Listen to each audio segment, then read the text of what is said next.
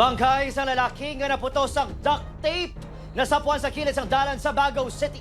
Sa iling Pedreso may nagaratsad ang balita. Nasapuan sa mga trabahador sa kampo ang bangkay sang lalaki nga naputos sa duct tape sa talamnan sa kilid sang dalan sa barangay Pakul, Bagao City, kinas ang aga. Kita ko ida mo gidya lagobyado ka gidya kastigo militar donot na sa Kahapon naglabay ko diway pa ko sang may na panimahuan. Matsyag ko pila na nakadlaw guro. Gileyon nga gin-report sa kapisan nga may bangkay nga nasapuan. May napanimahuan sila nga daw ka Paulo Odorged.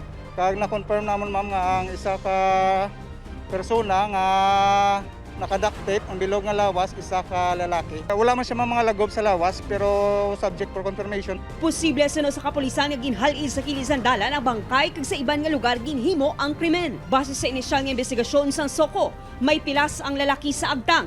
Pareho nga nakahigot ang kamot sini kag tiil antis ginputos sang duct tape. Sa pagbanta sang kapulisan, nagaedad sang 30 tubtub 40 anyos ang lalaki nga nakasuksok sang puti nga t-shirt kag may tattoo sa butkon. Ginibisigaran pa kung anong gintunaan sang iya kamatayon. Upod kay Herald Eka, Aileen Pedreso ang naga. Ratsada!